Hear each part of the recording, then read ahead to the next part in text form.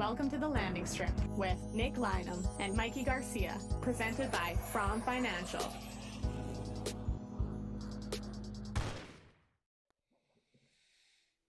Welcome to the Landing Strip, brought to you by From Financial, as the Winnipeg Jets drop another game. Their ninth in the last 11 games. Yeah, this is where we're at this point. The Winnipeg Jets are not in a good place when it comes together to stringing wins together. And here we all are, ready to talk about it again after seeing many of the same issues. Mike, yeah, this is going to be a tough one for me. I see T. Will says rain, fire, Nick. And we got a hi from at ITLLU, which we return the favor, but I don't know. I guess I'm at the acceptance stage at this stage where them even making a game close for a little bit felt like a win. Mikey, how are you doing, man? Well, after a loss, there's only one way to start the show. Don't stop thinking about tomorrow. Don't stop. We'll soon be here. Yeah, you got to remind us that tank is in full swing. The tank is rolling. Because that's about all there is to celebrate at this point. Yep, we got to keep looking for tomorrow because it'll soon be here, and that draft will be there, and hopefully there's a nice top 10 pick waiting for the Winnipeg Jets, because I don't know what else you could be looking at right now with the way things are to find a silver lining beyond that. Connor Hellebuyck saving this, brother. Oh, he's not saving anything. And don't take it from me. The head coach said the same thing tonight. Yeah, I'm looking forward to getting into his comments because I haven't seen it. But jumping into the chat a little bit before I ask you your big thoughts, Mikey, because this is one. Nick normally has a lot of words to say. Nick's having trouble today putting games into words. Choices TK over on Twitch says, the Jets have become the team that you start your backup goalie against. And you only have to give about 80% effort. And if they do make it close, you turn up the heat for about 5 to 10 minutes, and you can put a goal on the board. 37 will change some of this, but there are a lot of issues right now. Effort is there, just not the horses. Over on YouTube, some of the big takeaways. Our pal, who's always here, Gordy Angus, says, such a bad performance. How can the team defensive game be this bad? Again, we are watching the end of the Pimo Dave Lowry era hockey, and there's no Rick Bowness coming to save them this time. At Palmerlane says, it's over, and Helly shouldn't rush back to rejoin this. I had seen another one I want to shut out, but it doesn't seem to be there anymore. At Jets Pope says, Jets, I honestly like a lot of the game from a lot of players. We just don't have the fucking soldiers, and this shit is on Chevy. I honestly think Arneal is upset about it too. And apparently, according to you, Mikey, Arneal went off a little bit. I haven't seen that yet. I've got it for T-Well says, we don't have to embrace the tank. The tank is here whether we embrace it or not. Yeah. And one more from Nicholas at Night says, Jets were like the rabbit when Winnie the Pooh ate too much honey and got wedged in the doorway. Nothing but the bear's ass in their face tonight. Mikey, what's your big takeaway? Leaving the Jets versus the Boston Bruins. Coming out of the game tonight, all I could really feel was a lot of meh, a lot of just kind of lackadaisical energy, you know. The lethargy coming off of the team is almost starting to infect me a little bit. Yeah, they're trying. Yeah, they're putting it up as best they can. But, you know, as Choices said, the horses just aren't there. They just don't have the roster and the talent available right now to hang with any of the big boys. You know, yeah, the game was kind of close for portions of it, but at no point did I expect the Jets to storm out and take the lead and win it. At no point was I like, they've got this. They're still in it. That fire that we had last year that you saw just isn't there right now. that feeling of, doesn't matter if they're down a goal, late in the game, going into the third, whatever. You felt like they could do that last year. You felt like they had the pieces to come back, and they were in every single game. They're not in every game now. Even the games where the score seems kind of close, at no point did I feel the Jets were going to be the team to actually break through. Even though they carried the play for portions of it, I just never felt like they were the ones that were going to take this game. It felt like it was Boston's for the taking right from the jump, which is shocking because we started the game with a Luke Schenn staged fight. How did that not spark them to victory? How did that not set the tone? After Barron scored that first goal, our good friend Kevin Sawyer made sure to point out that goal was a direct result of that fight and Luke Schenn starting the game off right for the team. And I'm just blown away that they weren't able to ride that momentum all the way to a victory. So, man, to waste such an impressive effort from Luke Schenn like that, that's the most heartbreaking thing for me.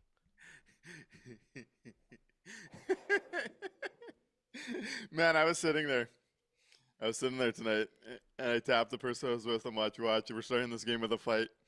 They're like, how do you know? Luke Schenn's lining up as a left-handed D, and he's facing forward. There's going to be a fight here. Yep. And I was thrilled because it meant I wasn't going to have to watch Luke Schenn for at least 5 minutes to start a game. Even Luke Schenn knows that he shouldn't be out there. He's like, guys, don't start me. What are we doing? No, here, I'll take one, guys. I'll go take a seat. Don't worry about it. I'm going to go where T. Will went early in the show, saying the problem is so obvious. The forwards are too slow to carry the puck into the zone, so they dump it in. They're also too slow by the time they get to the puck that it's already on the way out again. They can't pressure the D at all times.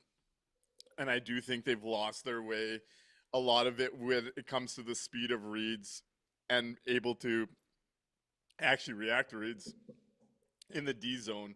Because how many times did Boston get a pretty wide open look? God, so many. I think today is interesting for me because I think the Jets did a pretty good job trying to create on their own. I thought we saw more opportunities. Until the third period, it felt like they're down one goal and it felt like they got nothing in the third period. And I think that's where I'm probably most disappointed about tonight. I'm at the acceptance stage where if they come back and make a one-goal game out of things, like you said, I think there's a couple realities here.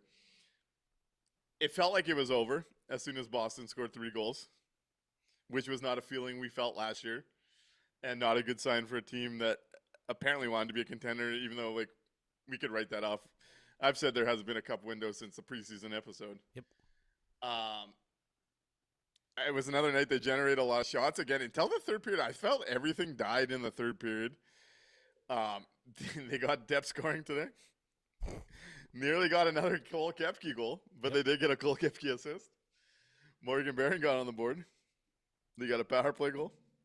They got an Alex Iafallo goal on the top line, and it was a great effort from AI.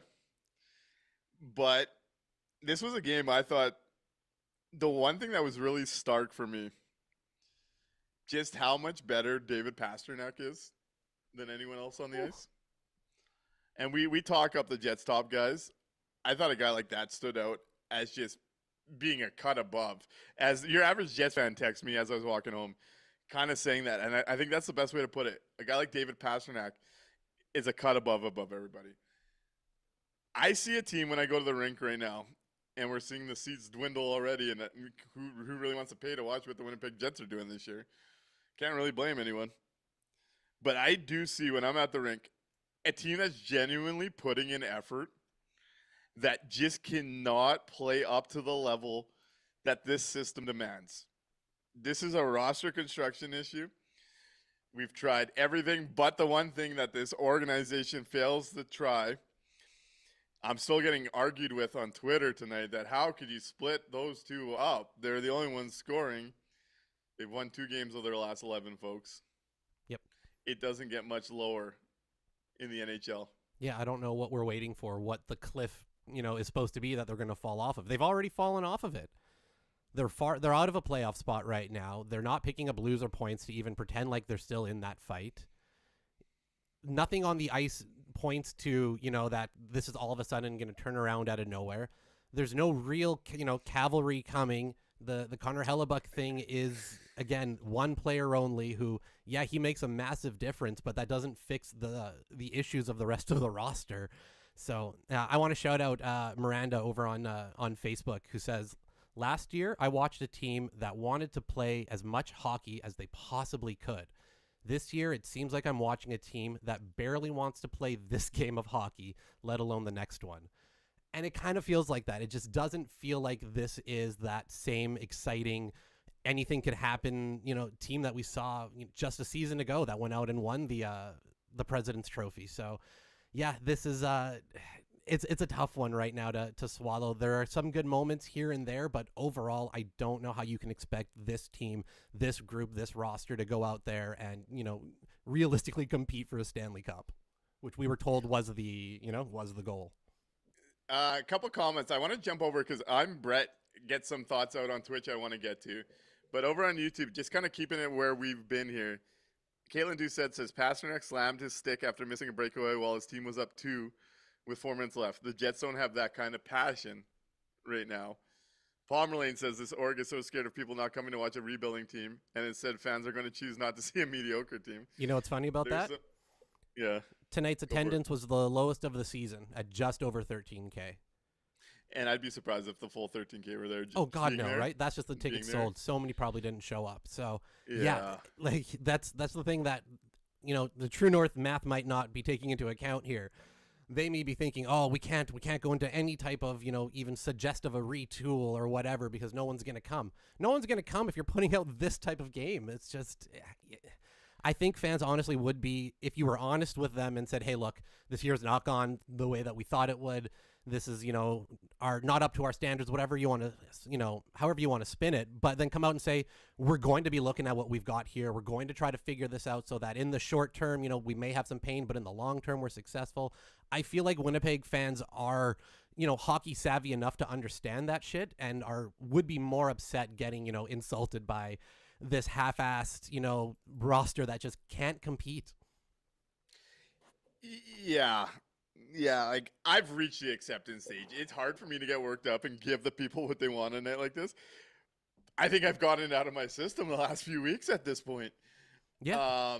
To answer Nicholas at night though, who said, realistically, how many more seasons do the Jets have in this quote-unquote contending window? They have 0 coming up in the system, no trade options, and they end up losing value on their top assets by holding on. And I'm just going to let Nicholas know the way I've kind of approached the show this year, right from day one, was the idea of a cup window doesn't exist to me. It just doesn't. It's not a real thing. It's not a real thing. It's the talk of the town. It's what the org wants. It doesn't exist with at least 2 more core players entering the system in Winnipeg. They don't have it in their system. It's going to need dramatic change through trades, or heaven forbid we get to draft high this year. That's going to give us one on an ELC because it doesn't exist. And we've known that since before the year. So that's where I think I've gotten worked up. I've gotten pissed. I've given these guys shit. But the reality is the guys above them that were promised jobs until the owner dies put this product on the ice to sell to people. Nothing's going to change it. And they just won't break up the 2 things that might work. It might not work. Yep. As Ticona Paul says, Nick, you're a broken man right now with a non-KFC, non-55 breakup. And it's just like, it might not work. It is the only thing this team could possibly try. And it happens in every NHL market. And they refuse to go there at a time where they've won 2 games in the last 11. 2 in the last 11, 5 and 18. Yeah, 5 and 18. They're fighting with Vancouver for the worst record since November 1st. And someone in the chat had asked, when was the last time they beat a team in the top half of the league? The last time was November 1st against the Pittsburgh Penguins, 5-2. And I don't know if anyone's expecting Pittsburgh to stay in that top half if things go on. That's how dire things have gone. As we film this show, as we talk about this, as we're figuring out where we want to go, the Winnipeg Jets are currently in 27th place. They're 3 points behind Chicago for the wild card 2. They are 4 points ahead of the Vancouver Canucks for 32nd in the NHL. When you look at the Chicago Blackhawks, who I don't think anyone expects to be real, they have a -2 goal differential. Winnipeg sitting at -4. I do think Connor Hellebuyck's going to make a difference. I do wonder, I will say this, and this is where this whole combo gets complicated. I don't think this was Comrie's best game. I don't think this is his fault either. Yep. And there's there's 2 breakaways from just boneheaded plays. Yep. 3. Yeah, and he came up big on both. Yep. But we are talking about a career backup goalie, and I think both Dallas and today are games where I'm curious about Connor Hellebuyck stealing those and winning. But I do also think that him winning those games, we wouldn't have learned something from him. Like, at some point, you got to look at what's happening without him and come to reality. Yep. And realize what many of us realized in the summer, that this was not going to be good enough. Like, even, we'll talk about the game here in a second, but even I saw Scott Billick talking about on Twitter saying, for a couple of years, you could see the vision from the team. Rick Bowness brought it. It was still well lit last year, but the bulb is burned out.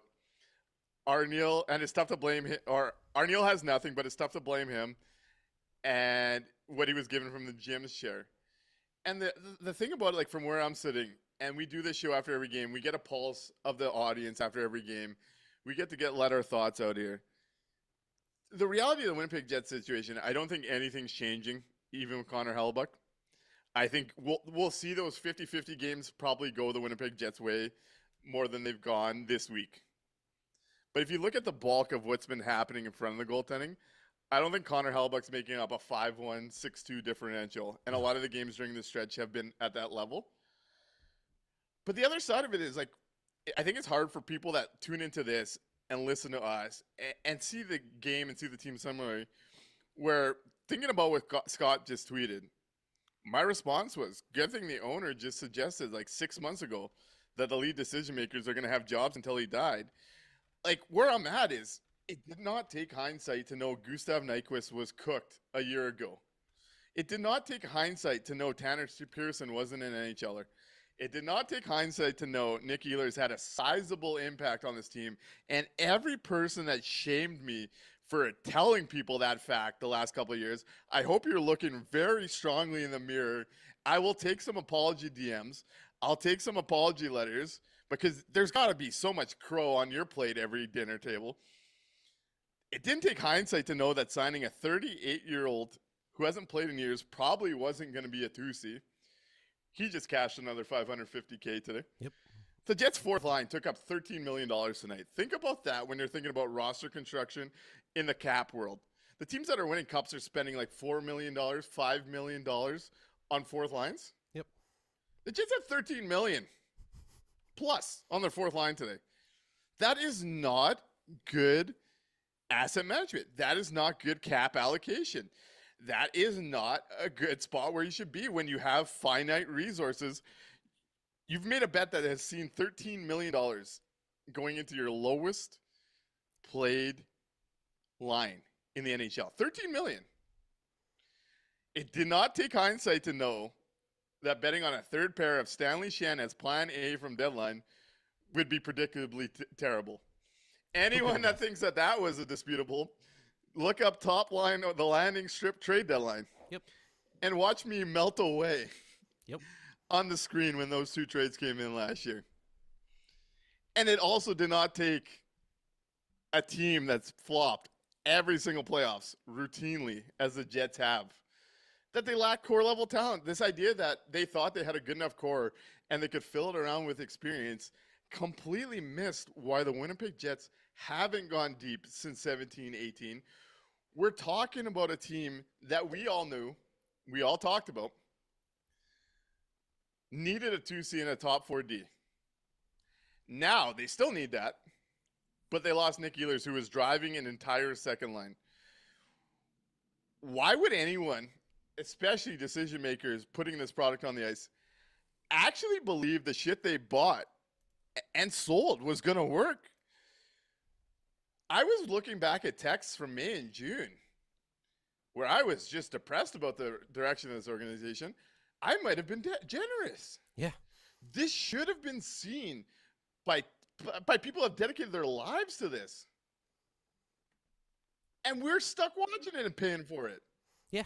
We were looking at this going, is this going to be a, wild card 1 team? Is this going to be a Central Division 3 team where, there's going to be a drop off. We understand that, but this is still, we've gone right off. It's right off the cliff. This is not a playoff team. It is not, period. Not in terms of the way that they're playing, not in terms of their points percentage, not in terms of what they've done on this is not a playoff team, full stop. From the President's Trophy winning team, from the, we were told this is going to be a long run. This is a Stanley Cup window. You can't go from that to, right off the cliff and just go, oh well. Like you kind of have to look at this and go, okay, it's people like to point hindsight. Yeah, at the time we were telling you ahead of time too. So there's a little bit of future sight there. We were warning you the whole way up to the deadline. Hey, there has to still be a big piece coming in because as fun as this run is, this team is not built to go deep yet. Hey, we need to just make sure we're keeping our eye on that. And when it didn't happen because of, all the things that went around it, we were told, don't worry about it. You can't mess with chemistry. Can't mess with the chemistry. This will be fine. We just need some more depth. And it's just frustrating when the things that are staring you in the face the whole way through are coming to bear. And the people who are in charge, who are supposed to be they're the professionals. We're always told, well, let the coaches coach. Did I lose you there, Mikey? Sorry, what was that? Did I lose you there, Mikey? Oh, can you hear me? I can hear you now. Sorry about that. Yeah, it's just frustrating that we've seen these issues manifesting, and it's still hit us like a freight train. Yeah, it's not fun. And just to answer Nicholas at night saying, not according to Kevin Sawyer, this team is built for the playoffs, don't you know? Anybody that is still selling you that crock of shit, you shouldn't trust. I'm sorry. They don't have your best interest at heart. They have their job, putting food on the table, and keeping their own job in their best interest. The reality of the Winnipeg Jets, if Connor Hellebuyck drags them to a playoff spot, you're watching 4 games.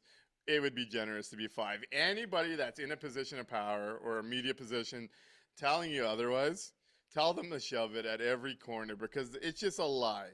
But I do want to go over to Twitch because I thought this was an interesting perspective from Brett over on Twitch. Used to go to 10 to 20 games a year. Haven't been to one this year until they play the kids.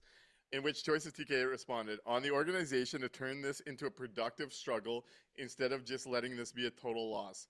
Play the prospects, shake up the lines, put Connor on the second line, and experiment and at least learn something about your team and the players. Brett continued. What does this say to the kids who almost made the team last year in this? Villy, Lambo, Salo, and Chib must be loving their chances to prove themselves.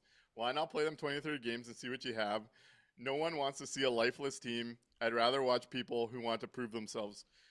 Nyquist and Pearson already have their bags packed. The only thing that saves us is McKenna or Stenberg. If we lose out to the Xmas break and Scheif doesn't make the team, Canada, this might be must-watch TV. Yep. And then points out, Stanley and DeMello are 6th and 7th in the team in points. Let that sink in. What do you think of what Brett has to say over on Twitch? Where are you at with that conversation? And if you're over on YouTube, what do you think of Brett's thoughts here? So let us know. When Brett says, what does this say to the kids who almost made the team last year in this? It says that Rutger was right. It said that Brad Lambert is right. It said that, a lot of the kids who maybe have asked out over the years, whether they've gotten those trades or not right away, probably were right. Because this is there's no room for anybody without massive injuries. That's it. They have cast into stone who is, in these roles, regardless of what's happening. Look at the amount of loss and pulling teeth that we had to get to just for them to change the lineup slightly. It's like pulling teeth. This is a terrible signal if you're anybody looking at the where the Winnipeg Jets are drafting this coming year and if they're going to be, calling you in for that. Because, you're going to know that there's no path for you to make this team unless you go somewhere else and then come back as a former first round pick, and then you can never come out of the lineup. It's bananas to me that we're doing this to the kids, and then the ones who say something and speak up, like a Rutger or like Brad Lambert, then they get vilified in the media, or they get vilified online and social media and things like that, because they actually said something that's true and impacting their career. Yeah, no, it's hard to disagree, because you're getting nothing from the professional roster, and I do think there's value in learning something about the org. I've maintained, like, I think Salo is the closest and the one I want to see. I have time, given what's happened in the bottom nine, for any solution. Like, you're not going to hear me shut it down too much. I don't think the Jets forwards prospects are quite what the market needs them to be, but I guess that goes to expectations, though, right? Are we expecting them to come up and save a playoff season? Then no, they're absolutely not. That's not who they are right now. That's not where that group is at. But if to quote the Gin Blossoms, if you don't expect too much from me, you might not be let down. Like, the kids aren't coming up to save the season, but we need to see what we've got in them. And in a lost year, which this is, I'm sorry, y'all, it's a lost season. You can't tell me you've watched these first 30 games and gone, yeah, one player is going to come in and fix this, and they're going to be right back to, the Stanley Cup final. It's just, that's not realistic. That's not real life. That's not where we're at. We need to be a little bit more upfront with that, I think. So, they're not coming up to save the season, but at some point in a lost year, it doesn't hurt just to see what they can do. Yeah, over on YouTube, Ticon Pauly says, if there was ever a time to split up KFC in 55 and play the youth and set up the roster such going forward, the time is nigh. Jets Pope also says, starts developing the kids. The reason we are in a position we are in is because we haven't developed anyone. Either we need to fire our entire scouting staff, or we need to start playing the boys we draft. I do want to point out, Frosty Winnipeg has a great marketing idea for the team at this stage, who says the Jets need to take the President's Trophy banner, turn it into a onesie, and sell it at discount prices to keep us all comfortable during the winter, which just became long and cold. I need a hug. Not a bad idea. I might buy myself one of those. I can make those. I like it. Let's do it. I like that from Frosty. Z Bartel says, President of Hockey Ops, please no way. Chevy is going nowhere. It's always been something I've been interested in. I think Chevy does some really quality things, and his patience, I think, would suit a President of Hockey Ops role. I do think at some point you need to get a new vision in here that's not obsessed and stuck with the names that are currently in-house. Yep. I think that's a fair compromise. Yeah. I really do. Yeah, absolutely. Move them upstairs. Bring somebody in that's maybe a little more involved in the league, that has their thumb on the heartbeat a bit more of the rest of the teams in the league and what's going on out there. Or maybe somebody that has experience building a Stanley Cup winning team. That would also be kind of cool. We're Stanley Cup experience apparently is only important on the player side, but not at all in our management side of things. So I guess my question for you is, does that mean T. Will is right with saying loyalty is great if you're loyal to the right people, but loyalty without accountability standards or standards is gullibility? Yeah, 100%. That's exactly right. That's perfectly said, T. Will. You nailed it. To piggyback off of that, Choices back on Twitch, the quote, "You have to earn your spot on the team," rings hollow when you see what this team is putting out there every night. Yeah, it's true. I don't know how you can say that, the kids, have to earn their way in there when the rest of the roster isn't all that great. Brad has some more marketing advice. Maybe we're gonna become a marketing pod the rest of the year. We'll get some items that we want instead of a on ice product, because that's not coming. I'm Brett on Twitch says, start selling retro Moose gear that'll fill the gap for season tickets. True story. True story behind the scenes here.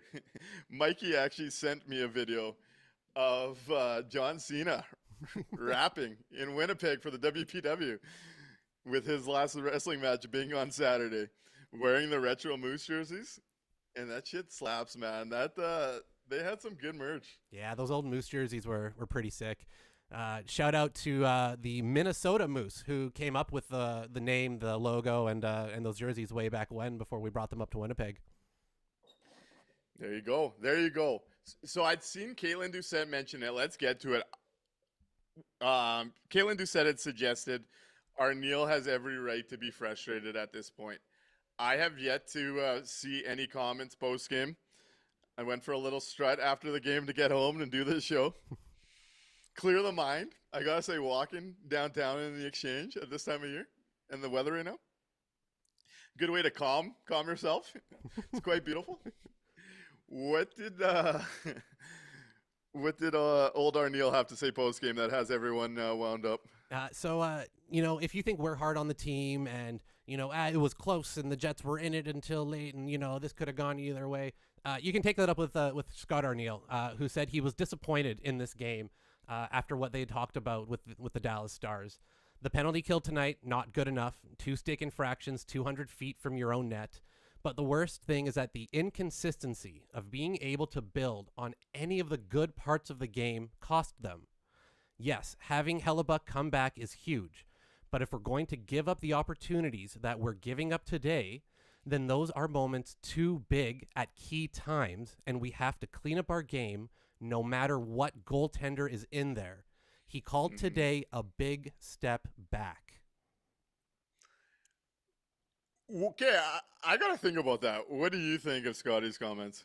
I think he's right. You can have a couple good moments during the game. You can have those, parts where you're building. But if you are so inconsistent on being able to build off of all of those things, they had 3 moments tonight that, we'll get to when we get to the From Financial face-off that I'll bring up.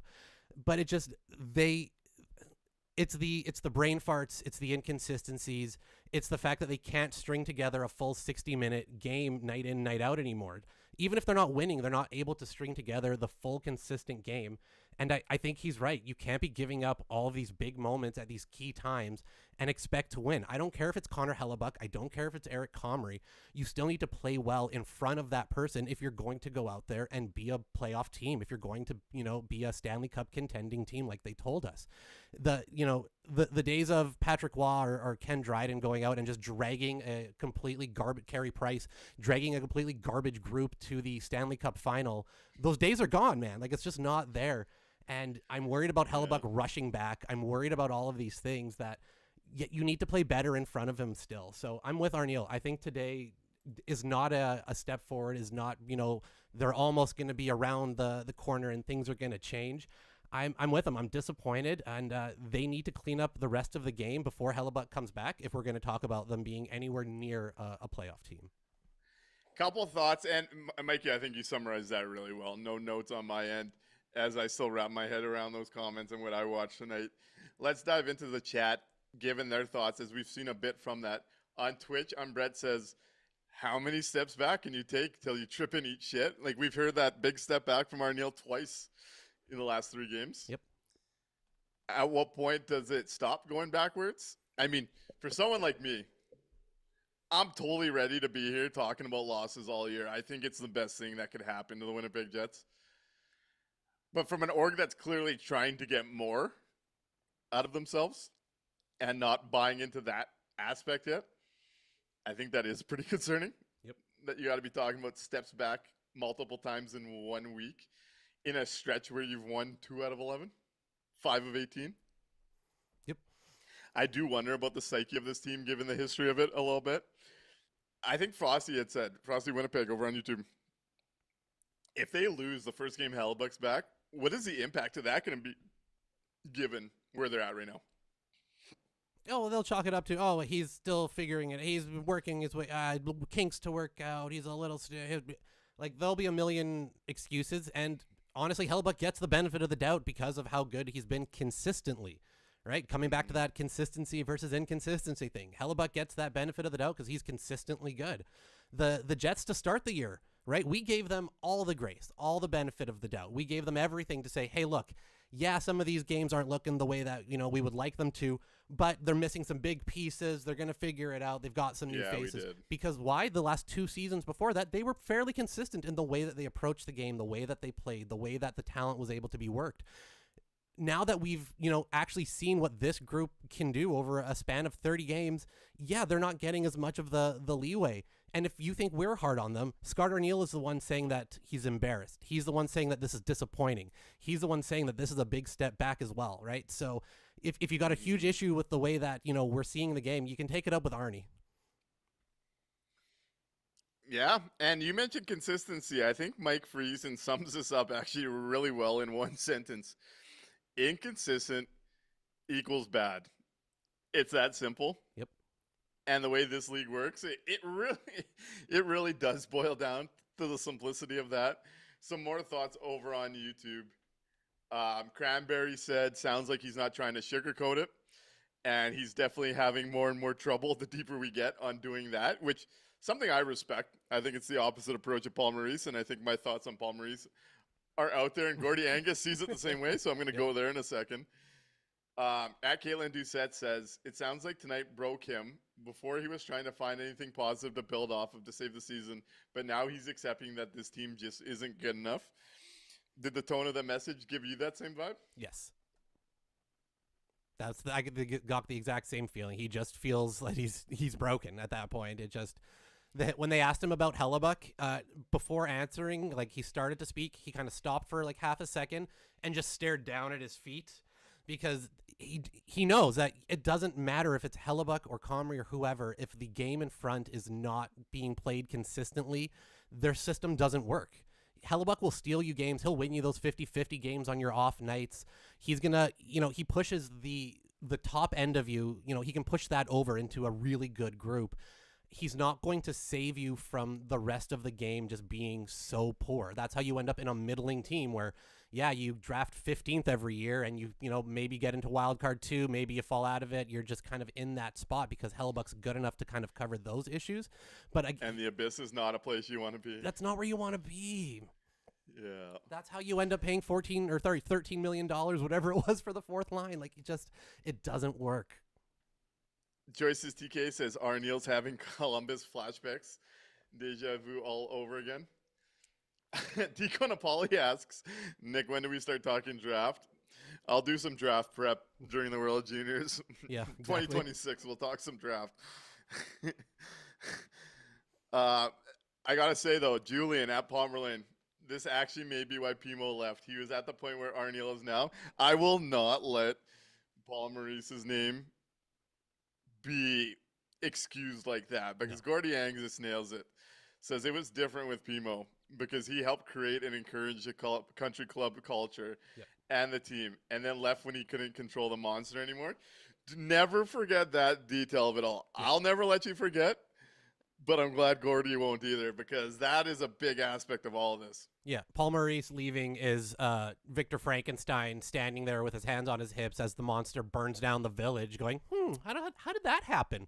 Oh, well, he created the mess and then he quit on the team. Again, remember, he quit mid-season on this team, lied to all of you, and told you it was because he wanted to be away from hockey for quite a long time, and he's just not ready. He already knew he was going to Florida. They had those discussions ahead of time. There is not a fucking chance in the world that this was I'm going to be gone for a long time, and then all of a sudden, no, it's all changed. Come on. He lied to all of you. He quit on the mess that he made. He's not a hero. As James Zalstra says, drafting 15th is not acceptable. I could not agree more. There's no place worse for the Winnipeg Jets to end up than right there. Yep. They can't. It can't. You can't. Not if you want to be... Go for it. Oh, no, yeah. No, you can't. Not if you want to be successful. Yes. Let's get into the From Financial, buddy. Let's hit it.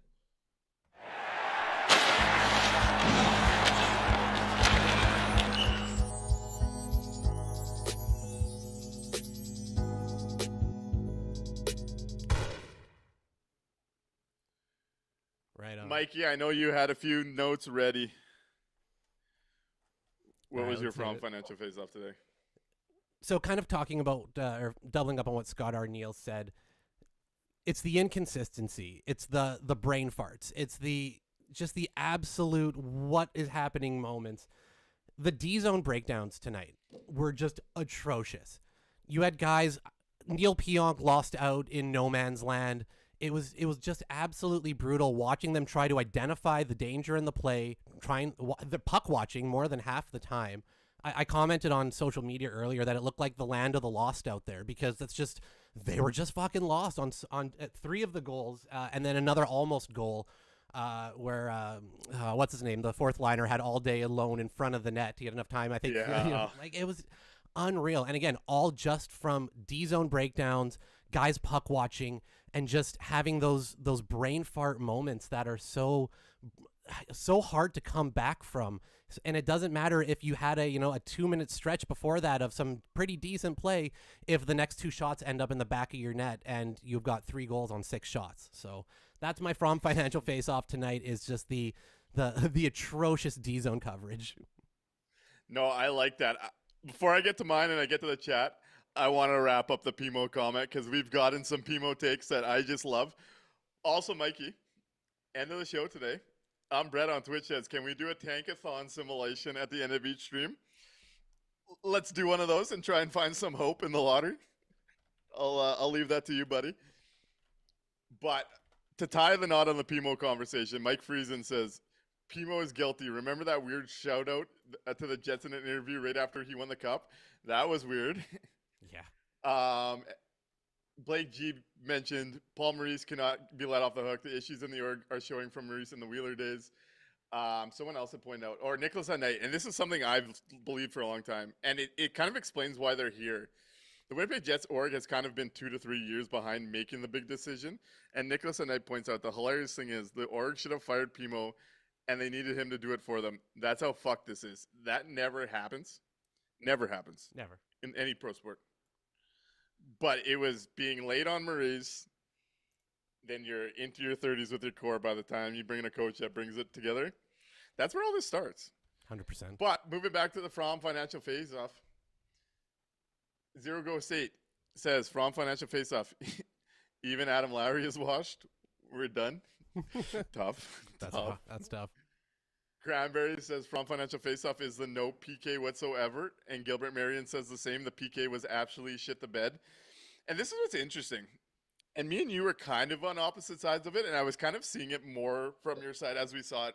But early on, I was worried about just how much Connor Hellebuyck was saving the PK. But we saw them go on like a legit 10 to 15 game stretch where it didn't really matter. They weren't giving anything up. I see a group that's getting picked apart by the NHL's elite talent and doesn't do anything particularly well in their own zone right now. They don't close out plays quickly enough. And it seems like actually when they make the decision to make a closeout on the puck, they're late to it. And that's where the goals end up starting from, because the player is sitting there waiting for you to pull yourself out of position, makes a pass down or up, and all of a sudden we get the odd man rushes around the net. I think that's part of where the PK is going wrong based on what I've seen. But I do think it has fallen off the map, and it's been a big problem for the Winnipeg Jets of late. Yep, totally agree. We'll see how much Connor Hellebuyck can fix that. We've got the mayor of Transcona on the line if you're ready. Yeah, let's go talk to Ticona for a bit. Mr. Mayor, thank you for holding. You're on the landing strip. Gentlemen. What's going on, Can you hear Ticona? me? Well, We got you, buddy. not much going on here. I'm just trying to recollect my thoughts on the Pomo discussion. I'm probably way off base, and I mean, I'm not really siding with him not quitting. I don't doubt that. But I mean, is it curious? Or I'm curious, or is it possible? I mean, maybe the writing was on the wall. Like, I don't know. Was it him that wouldn't really split up Wheeler and Shifley and that? Or was it already, maybe he quit because he was tired of Chipman and the org calling the shots and having his hands kind of tied? My vibe of it. So I buy it. I mean, I buy the idea his hands were tied, because we're seeing that right now still. That's what I'm thinking, because our hands seem to be tied. So maybe Maurice's hands are tied, and he says, you know what, like, yeah, I'm done here. Hey, time out, though. Time out, because I don't want to let him off the hook here. I think you're partially right. I think it's fair to say that there's some hands tied, and we're seeing that again right now. We learned nothing from Wheeler. Yeah. I think where Pimo gets a lot of the blame is we know Pimo ran a very loose locker room, and Blake Wheeler was his cash cow in that room. And he let Blake Wheeler run wild and turn into the leader that it became at the end, which was very unfortunate for the Blake Wheeler history in Winnipeg, who I still think was one of, if not the best players this org's had. Agree. Yeah, But no, I do can think see and agree Pimo with that. being loose with Wheeler was where that stemmed. Yeah. Okay. Yeah. No, I don't disagree. I just wondered your take on it. You know what I mean? Yep. So, and yeah, with that inconsistency, I mean, you can have a really good lineup and be inconsistent, but that only goes for a time or two, and then you're back to form. A team that's constantly inconsistent, that's holes in the lineup. Big time holes in the lineup. And I think anybody being realistic about it can pull up the old lineup sheet on any computer or phone and look at it, and they should arrive at that conclusion. Who do you? Yeah. I guess my big question is, because I'm still getting pushback on splitting up Connor and Scheifele, and I don't get it anymore. But if you're looking at the bottom nine, who does anyone realistically expect to go on some kind of scoring heater that's going to change things for the Jets? I look at the names, and I'm not expecting any kind of goal scoring heater. Like, who would you expect, Ticona? Exactly. I'm baffled. Nobody. Well, Nobody. I mean, yeah, there's nobody. That's why all those guys have all been moved around too. They've all been, I wouldn't say traded, but they've all kind of been traded. I mean, Barron got traded. I mean, it was young. Vlad's been traded a half dozen times. Yeah, he's valuable in the playoffs. Okay. The others, like a lot of those guys have been moved around in that they're not high offensive scoring threats. Mm-hmm. None. So none have the skill set that worries me about it. It's disappointing. I think the Org has tried fooling non-hockey fans so long that this is a playoff roster that they've fooled themselves somehow. Yeah, I think they find a way to fool themselves a little more often than I'd like to admit. Like, the one thing you got to think about here too. So last year they win the President Trophy. I think we had a ton of fun on this show, Ticona. We even got together at the restaurant by you. I think we had a ton of fun with last year. Yeah. And if you look back to 17-18, I think that's my most fun being a hockey fan, was being a part of that 17-18 run. Okay. But if you look at the gaps between those 2 years, there's like 7 years of shit between there. Who's to say that there won't be a decade of shit now? Your gap's a little better than mine. My last one having fun was 78, 79 when we won the AFCO Cup. Now, I don't want to age myself. It was only 8 then, but 8. It was a lot of fun. See, I haven't gotten to see a championship like that, buddy. I don't know if I will. Hey, I'm 30 years old. I was spoiled in the 70s with the WHA heydays with our 3 or 4 AFCO Cups in 8 or 9 years. And realistically, we had the best line in hockey with the hotline in the world.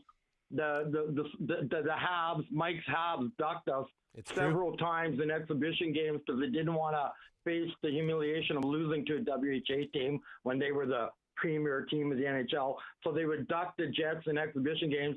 We had a couple against the Blues, and then in that case they robbed us to go into the NHL, right? So, But don't get me started on all the WHA history and that. But yeah, back to modern times, back to NHL. It's a shame for fans and I get it. I'll let you get on to other people. Hopefully somebody else calls. I can't keep hearing me on the replays here.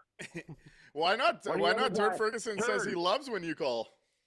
Well, Turd Ferguson, pick up the phone and make a call. If we got to do super chats for your long distance or whatever, I think Caitlin said she'd pitch in. Sounds good. Hey, Ticona, thanks for the call. We'll get back to it, but I appreciate you calling and talking as usual, buddy. I'll try again later. Bye-bye. Bye-bye. Mikey, I want to go to one question on the WHL, so remind me in a second here, but we'll go back to the From Financial Face-Off before getting into it. Over on YouTube, Don Dawson says, J-Mo, Scheifele, and Connor are looking tired, and Arneal is forced to play them too much. Where are Nino, Lowry, Nemestikov, Pionk, and DeMello? All signed for multiple years and are all no-shows, and I think this is a great place to go. What have you seen from that group? Can they move any of them for assets? Are you holding on to those guys long-term? Did you want to sign all of those guys? Where are you at, Mikey? Yeah, there's nothing there with that group right now. That's the thing, right? There's just nothing there.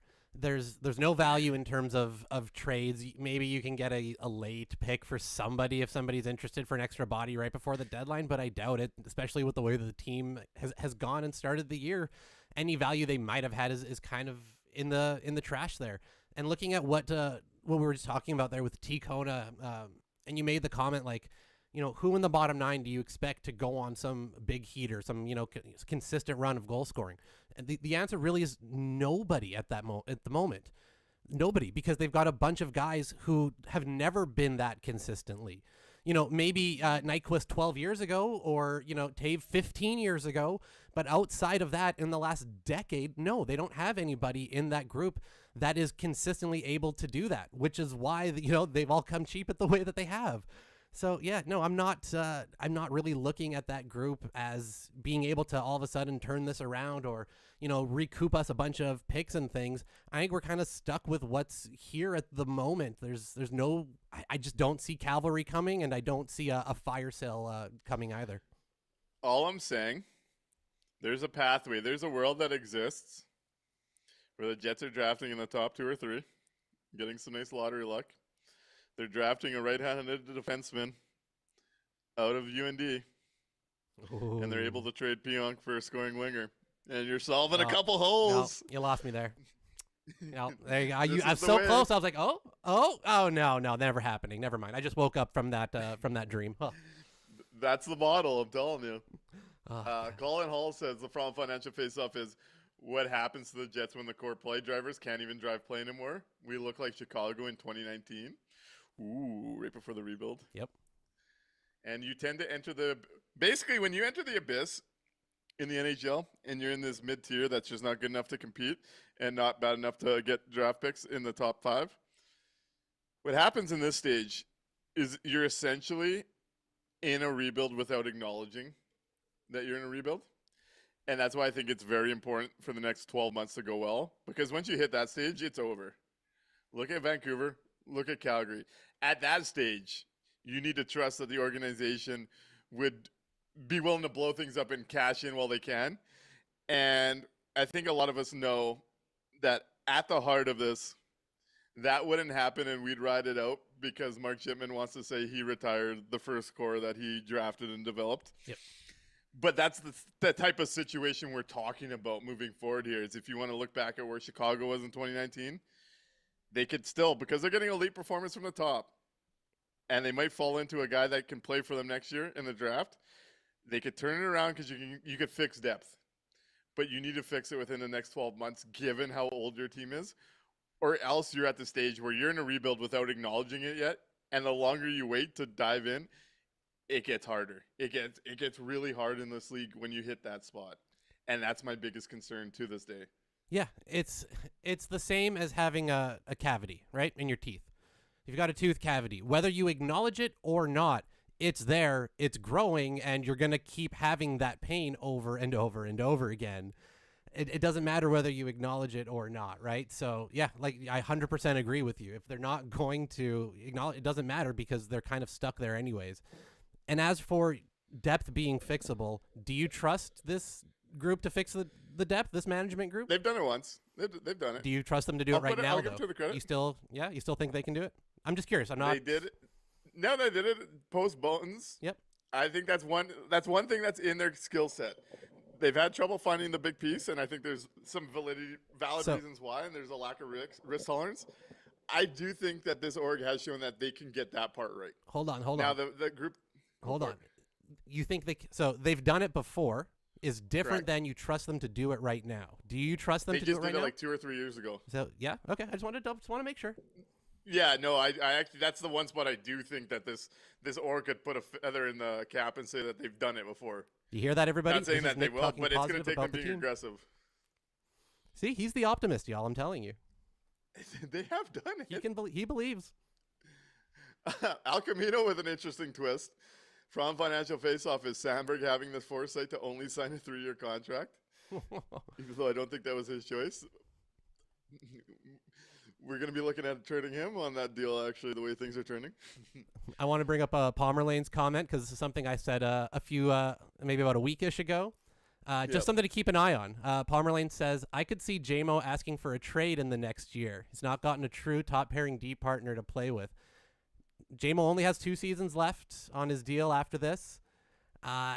It's something to keep an eye on. Think about for sure.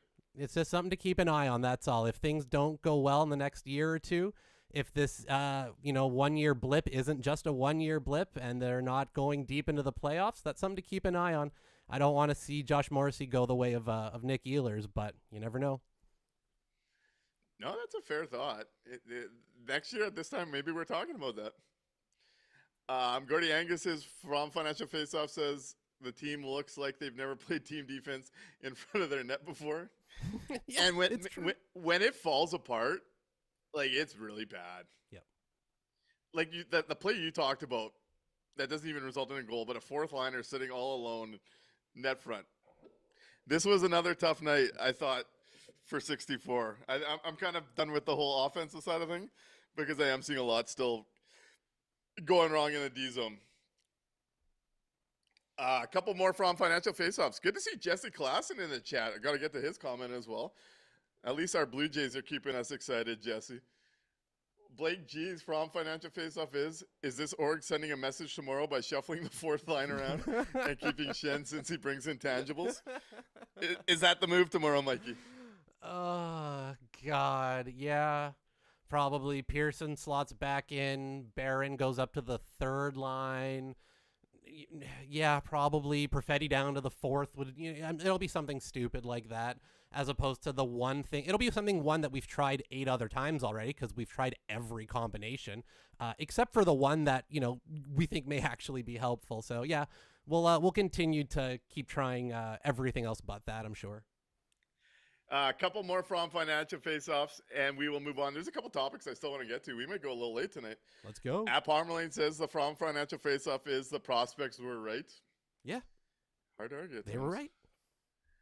Jesse Klassen, though, I think has the big picture outlook that I've really tried to get to, and he sums it up in one paragraph really well. The biggest issue with the entire franchise is that Bucky has hid so many problems on this roster for the past 5+ years. Chevy and Co. have had a completely skewed view of the talent in this org. And I think we kind of got to that in a sense early in the show, but that summarizes exactly where I view the Winnipeg Jets, and I think where the Winnipeg Jets view the Winnipeg Jets. And unfortunately, this season, I think my side and my views are becoming more true than the views of the org. And I don't think that's a great thing for the Winnipeg Jets org. Yeah, it's one thing to say like, oh, they're a one-player team. The Jets are only good because of Connor Hellebuck. Like the Jets showed last year that they were good and they had Connor Hellebuck, right? That was the rare time where those two things kind of, lined up. They were still short in terms of talent, right? And on 2 key spots, which kept them from having that deep run that we were really hoping for. But overall, they played a good, consistent game last year. We talked about how they were in every game, it felt like. They were the masters of the 1-goal win. Like it was, that perfect storm that came together this year and some of these other years. Yeah, you're seeing what that difference is of Connor Hellebuck, hiding so many of those issues. The problem starts to be when you don't realize that Hellebuck is cleaning up all of those issues and you become so reliant on it and so just numb to it almost at a certain point because he's so good. And part of that is like aging curves are real. Right? Like we've seen DeMello's backward slide. Yep. I think we've seen a slide from Nino. Yep. Lowry, I think right now it's hip related, but it's possible that slide continues, right? Yep. That is the other aspect of this roster when you're talking about the talent too, is that there is an aging curve that they're going to be on the wrong side of for everybody but like 3 players on their roster right now. And they then supplemented that with even more age. Correct. It's a problem that you can't shake with the current group. You can't practice your way out of getting older. Every day that passes, they're older and older each day, right? They're the oldest team in the league. So unless there's going to be like monumental transformational roster change, I don't know how you fix it. Okay, Mikey, I got a couple of questions for you. Let's do it.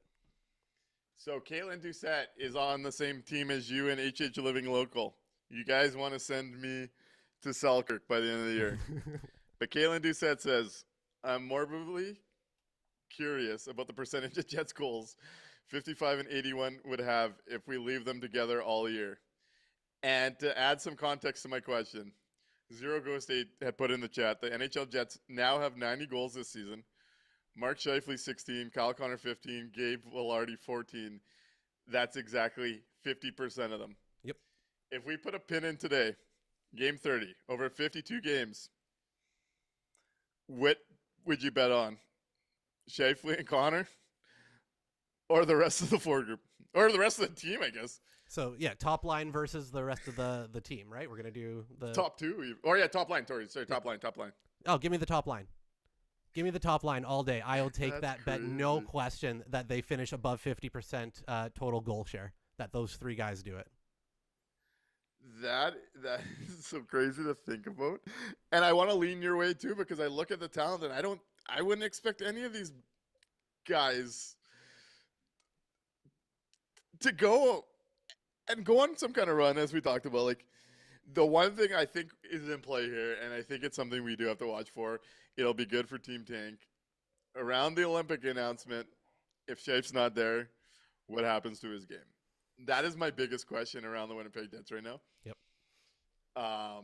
Another question for you. T. Conrad went there and said, and was talking about the WHA days, right? Yep.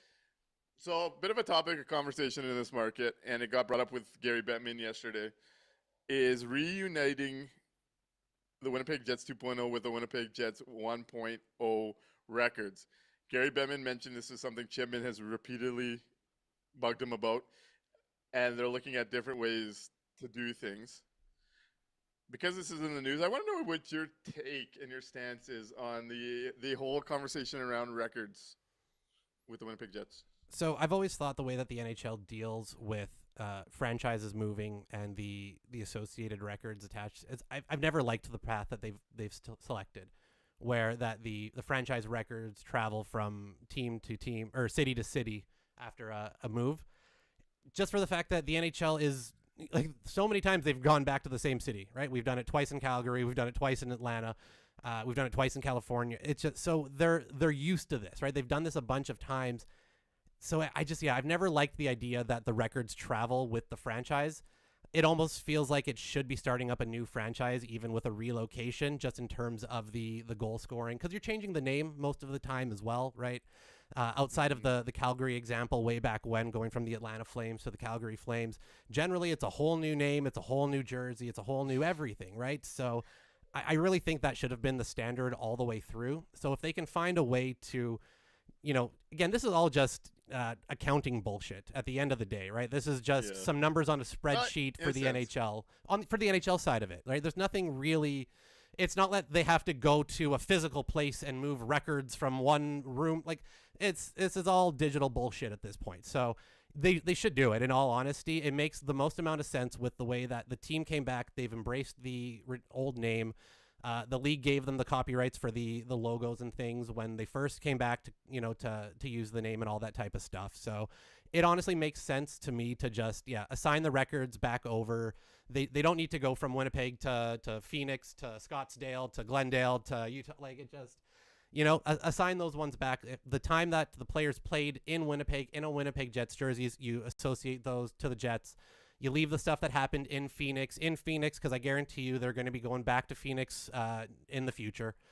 So you can leave those records there, put them back into place for whoever gets started, and start fresh with the current move would be the way that I'd do it. And I think they need to do it. It's a simple enough change for the NHL, and it makes sense. Okay, so here's where I'm at. I'll read the chat first, actually. Al Camino might be my spirit animal in the chat. It says, if that's Shipman's priority, that explains a lot. Seriously, who gives a shit? Caitlin Doucette says, go for it, sorry.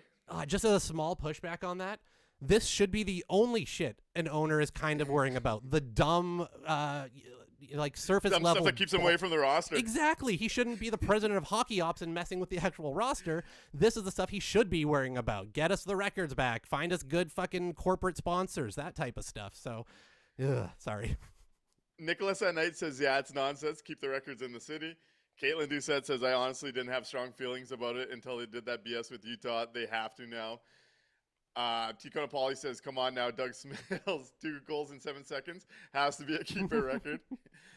At Palmerlane says, and yes, the market may be small and it may be cold, but it should be no excuse to sell for Minico. Oh, a bit of a different topic, but we agree. And over on Twitch, Choices TK says, It is that way in all of sport. Records go to the franchise, not the location. Hang that Doan banner. So this was something. And Nicholas and I guess that we're part of where I'm going here. Tico Napoli says, Nick, wait, there is one Jets 1.0 record still kept in Winnipeg. Jimmy Mann's assault charge record on Pitt's boot. Getting a history lesson here. Ticona. So I'm personally, admittedly, someone that just has never given a shit about this conversation.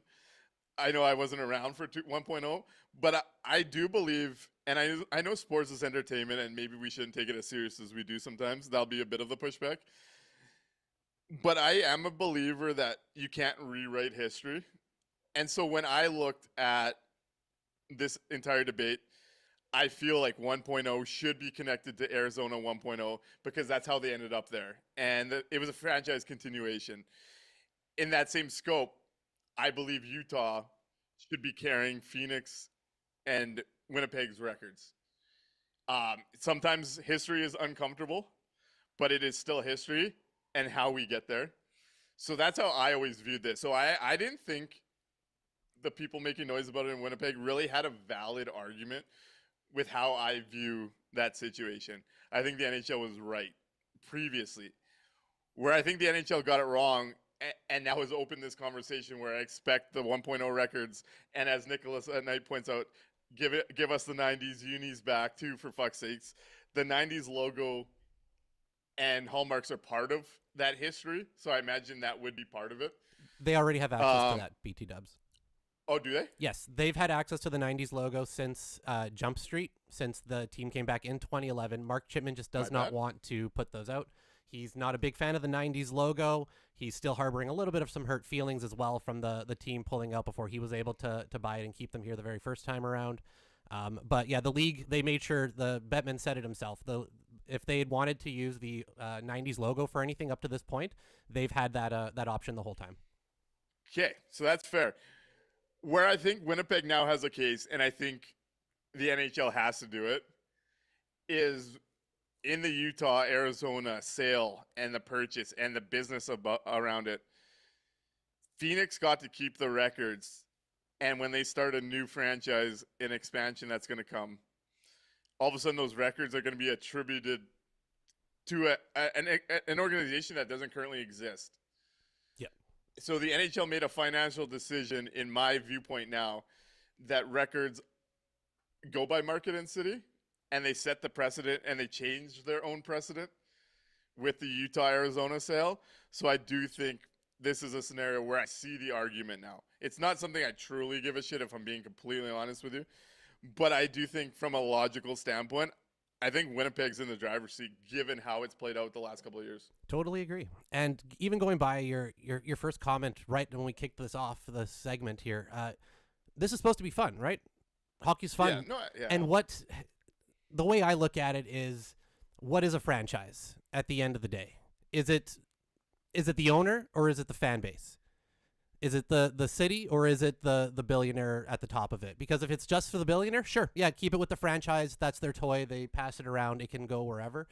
If the point of sports and the point of the franchise is for the fans and to build those memories and to look back at, Dale Hawerchuk's, total point record for the franchise, or Teemu Selanne's single season goal record, those memories and things are for the fans. That's who owns that memory. That's who owns that. So why wouldn't the actual records be owned by the fans, by the city, not by the franchise? I understand other sports do it that way too. I just fundamentally kind of disagree with that portion of it, just because, yeah, I think it's the fans who own those thoughts and those memories and all those moments, so they should own the record too.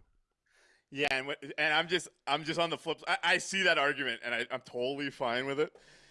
The way my mind works and how I've always looked when I've studied history of the game and other sports, I feel like the organization of it tells that story, even though it's left the city. That's just where I've been. We see Nicholas at night sharing some classic stories, saying, I was lucky enough to experience the tail end of it as a kid. I'll never forget.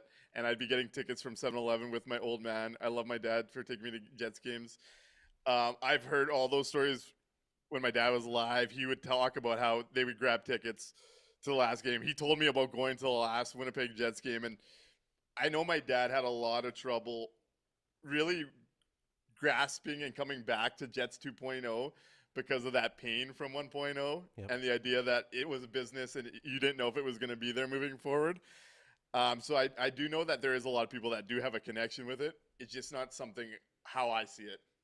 Yeah, totally agree. And you're right, though, as well, right? They've changed their precedent now with the way that they've approached Utah. So at that point, you've orphaned that record. Why not assign it to the franchise that's currently operating? And it's just it's some easy goodwill. Like, it's such a simple thing to go, sure, there you go. This is yours now. You guys can celebrate it that way, and approach it from there. This is one of those like no-brainers. It costs you nothing to do and buys you a shitload of goodwill with a fan base. Yeah, I see Matt Rothman had asked about the fourth line. We did touch on that, so I would give us a back listen. Two more comments on this one, and we'll move on because I have a couple more questions for you, Mikey. Let's do it. Mike Friesen makes a great point and says, if it's the fans that matter, then don't worry about what the NHL says.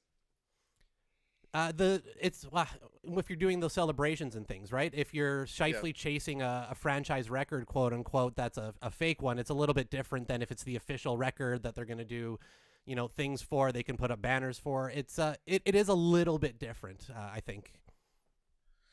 Fair. I just thought it was an interesting perspective. Yep, I totally agree. And Al Camino asks a hard-hitting question. What's that? Do the records come with a 2C? Yeah, we get to go back in time and bring Ducky back for a run. And lastly on it, Zero Ghost 8 says, I was at the last 1.0. I feel connected to the history, and I think if the history comes back, it's just on paper. It's not the same. We're connected in memory, I agree, but we retain that memory. True. And it is. It's just a paper move. That's the funny thing about, Bettman even making a big thing about all of this and, we're looking into it and it's like, what are you looking into? This isn't fucking surgery. You're not like, it's a paper move. Yeah. Let's move away from that though, as we get going here. Mikey, I want to ask you a bigger picture conversation as we leave the show. We're going to our 3 stars here. Okay. Actually, I got to touch on Huge Jets Vibes. He Just Vibe says, off topic, Nick, what video were you mentioning right before intermission? There's a Jumbotron thing this year. I can't explain it. It's a bit of like a Fantasyland there's like a walkway. And there's something about it where if you decided to dabble with shrooms, you'd want to watch this video. I have to figure out which one, and I'll let you know next game. But there's a Jumbotron video where I see it, and I'm like, man, it'd be pretty fun to watch if I was on shrooms right now. Excellent. But that's an entire different conversation. That's for Top Line After Dark. Yeah, well, I guess it is pretty late. Sure. Bigger picture question, though, Mikey. Sorry, got sidetracked for Huge Jets Vibes there. Okay. Connor Hellebuyck's right around the corner. Full practice today, full shots. I imagine if his body responds well, he might even be playing Saturday against Washington. If not early next week, Monday versus Ottawa. Yeah. So he's around the corner. The Winnipeg Jets currently have 52 games left. The Winnipeg Jets are 27th by points percentage at 14, 15, and 1. There's only 5 teams lower than them. How much, given what you've seen, do you think Connor Hellebuyck impacts this? And if you were to bet today, where do the Winnipeg Jets finish this season at? Ooh, this probably isn't going to be a very popular opinion. Hellebuyck coming back absolutely will improve their winning percentage. That's just no question about it. Those 50-50 games like we talked about go the Jets' way in that situation more often than not. The thing to kind of look at is the Jets are running at about a 483 points percentage right now. That's bad. That's real bad. And even with a marketed increase, even if Hellebuyck comes in and jumps that up, you're still not going to be all that ahead of it going forward. So, he may get them to a 520, 530 at best, which puts them kind of right along that playoff line. I think if Hellebuck comes back, plays the last 50-ish games at his normal pace, and everything goes perfectly right for him, I think the Jets finish still just outside the playoff line, probably literally, like, I would say just outside that wild card too. That's where I've got him. If Hellebuck comes back and is his normal self, if he comes back and he's Vezina Hellebuck Hart Trophy winner, maybe they get in. But I'm worried that they're rushing him back too soon, that he's pushing to come back too soon, and that the game isn't going to be quote unquote his game that we were used to. So yeah, I still don't have this as a playoff team, even with Connor Hellebuck. Hey, landing strip after Nets, getting Ticona's first time on Shroom's stories. Excellent. Well, chat. after we're done the regular show, everybody, stick around. We're going to be sharing some news stories. And I do want to shout out Tony Valeri over on YouTube saying, I looked at those two banners tonight, and even though they were last year, it feels like a decade ago. I definitely feel that right now. Yep.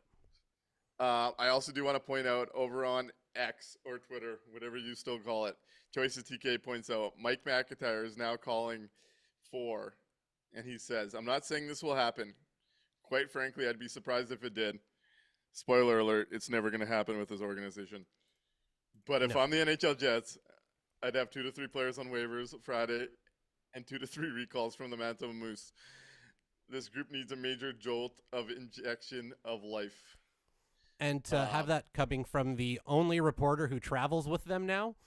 Yeah, actually, great point. That carries a lot of weight, right? This isn't a nameless, faceless account. This isn't, this is the only reporter that they travel with is saying this. So, there's again, I'm not saying it's going to happen because that's not how this team operates. It's just very telling that somebody who is that kind of checked in and clued in is calling for that, saying they need a major jolt. Point. That is a great point. A couple of thoughts on the idea of them making the playoffs. Huge ass vibe says wild card, no higher than that. Helly being the lead factor, and I think anything higher than a wild card is just out of reach at this point. I think that is a fantasy. At Bodie Clegg is asking who said that. That came from Mike McIntyre, the Free Press reporter. Yes, make sure to follow the Free Press if they're sending reporters on the road still. Yep, we need that honestly. Damn right. Turd Ferguson says, be shocked if Helly does enough to get them in the playoffs. I'm not sure he gets us out of the top 10 the way this looks. And this is something I've gone back and forth between, because Connor Hellebuck was the Hart Trophy winner last year. And I do think the Winnipeg Jets were a strong team in front of him last year, but he was the lead factor of that team being as strong as they were last year. I think we've seen him carry rosters for so long, but I do get the vibes of the year that we drafted Perfetti where they ended up 10 and Connor Hellebuck was fine most of that year. I do wonder what he's walking into and the psyche of it, and given this team's history outside the bonus years and the fact that it is still those core guys and we did see those bad habits and that mental situation kind of creep in, I do wonder about it a little bit. Yep. At some point, like, they've been so good and so hot and so consistent all year. At some point, we're going to get a bit of a slump from the big two, and we should expect a slump and it's from the big two. Not even a slump. It's just regression to the mean. Like, they've been on such a heater, like it's bound to statistically happen. I just don't. And Mike says that you guys are underselling Hellebuck, and I don't want to undersell Hellebuck. I just think it is such a mess in front of them. Yep. I do think they may have 2, 3, or 4 points this week if Hellebuck's there, which changes probably this entire conversation. But how far they're running behind, how many teams they got to jump, how bad the bottom nine's been, and we did the numbers last show. The bottom 9 would be the worst NHL team in the NHL this year. Yeah. I don't think they make the playoffs, and I think they're drafting somewhere between 8 and 12. That's where I'm at right now. I think Hellebuck's going to make a difference. I don't think this team's going to be able to string together wins to truly come back. He's Superman, and he should probably get the heart if he drags this team back to the playoffs the way they're playing. I just wonder what happens too with the whole Scheifele Olympic combo and what his game looks like after that. And I get why he would feel that type of way. Like, he's carrying this thing up front. If he drags them to a playoffs, that means he's pulling them at a plus 600 points percentage. Like, there's no question about, like, he is then, like I said, then he's back into absolute Hart and Vezina consideration, because that's the only way he's dragging this group. They're going to need to play at what, like a 600 level? They'd have to play over 600 to get in. There's not a at chance that point. this team does They're that. at 483 right now in terms of points percentage. They're like fifth from the bottom of the league, guys. This is not. It's not underselling Hellebuck, and I don't know if he's coming back healthy. I don't believe it. I'm sorry, I don't believe he's fully healthy. Turd Ferguson says this team is a mess right now. You have nothing in your bottom 9. I don't care how good Helly is. We can't score. Tico Napoli says, okay, will Helly play every game the rest of the year, or will the Jets rest him accordingly while tanking? And that's another question, because we saw when they really leaned on him in the back half with Lowry's old man, how bad that stretch had gone even for Hellebuck. Yep. And they're going to need to lean on him. I think Jesse Clausen probably nails this, like, from a macro level, saying we were a wild card team with Bucky. This 3-8-1 run without him has tanked our playoff chances. And you could even go back to only 5 wins in the last 18 games. Yep. Like, you just can't survive losing almost a quarter of the schedule like that. The type of run in this league with the scoring system and the loser point, it is so hard to jump 1 or 2 teams. Never mind, what is it right now? 4 or 5? Yeah, 4 in between. Hellebuck's good, but you'd have to jump 3 teams right now, 4 teams right now. 4 in between right now. It's ridiculous. The flip side of it, and to Mike Friesen's point, though, the West is so shitty outside the top. Like, I think the top 6 are locked in right now. Are you expecting San Jose to go the distance this year? I'm not. No. Are you expecting Chicago to? I'm not. But I expect Edmonton's going to be in there. Yeah, Edmonton's going to be in there. LA's going to be in there. Anaheim's going to be in there. Vegas is going to be in there. Which leaves one spot for one of San Jose, Chicago, Utah, Seattle, Winnipeg. I guess the Blues, if you want to consider that too. They're out of it. But I don't count the Blues. Yeah, they're out of it. Yeah, well, how about this stat for you, actually? Seattle Kraken's leading scorers, Eberle with 17 points. He'd be the 6th highest scorer in Buffalo, 5th highest scorer in Winnipeg. Sorry, say that one more time. So I saw Travis Yost tweet this earlier from TSN. Yeah. That the scoring woes in Seattle are so bad that Eberle's their leading point scorer with 17 points. Yes. He would be 6th on Buffalo. Yep. He would be 5th in Winnipeg. Think about that. We're having stats compared to Buffalo. Yeah. I think it's a big ask. I do think Sharks and San Jose both fall out. I think Edmonton's clearly in. And it's a one-team race between San Jose, Chicago, Utah, Winnipeg, Seattle. Not buying on Seattle. I'll buy in Utah, though. Losing Cooley for 8 weeks ain't going to help them. Yeah, that hurts. I just can't bet on this team with what we've seen so far. No, I can't either. And I guess I go back to Scott Arniel tonight. It doesn't matter who's in net if you're not going to clean up all of the issues in front of them.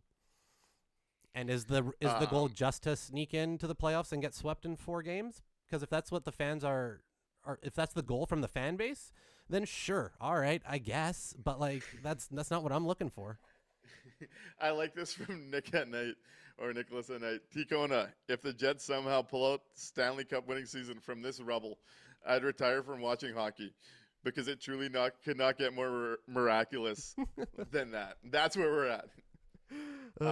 Turd Ferguson also says they cannot afford another slump now. They have to go on an all-time heater. There is no room for error. This team will slump again when 55 and 81 regress. I just can't see it. Caitlin Doucette says the Oilers are climbing back into it. Palmer Lane. I think Hellebuck's great. Palmer Lane hits it's a big ask. Yeah, Palmer Lane hits where I'm worried about too. Rushing Helly back could create the situation that Thatcher Demko has now, where he can't stay healthy. Okay, I'm going to push back, though. I'm worried. I'm going to push back. We're talking about a really simple knee cleaning. Pro athletes also have like the best trainers across the board, and their agents aren't going to let something like that happen. I'm gonna trust the athlete on this one. I think, especially a guy like Connor Hellbuck, who's like very, very smart with his body and himself, and That's knows who he fair. is. Yep. I'm That's gonna true. trust him here. I just, you know me, I'm a worryer. Yep. Tico Napoli asks, Nick, would you try the Shane Wright Reclamation Project? I'll take any under 25 Oh, yeah. center and take a bet on someone right now. Absolutely. Caitlin Doucette says they're going to get the wild card 2 spot. Neckis, McCarr, and McKinnon suffer season-ending injuries in Game 1. Ticona, yes, I would be interested in Shane Wright. I don't know what that trade would look like right now, though, but I would definitely be in. Yep. Turd also says, yeah, it wasn't a major surgery. Okay. I think he'll be okay. Yeah, I don't think the Jets are sacrificing their most valuable asset right now, to be quite honest.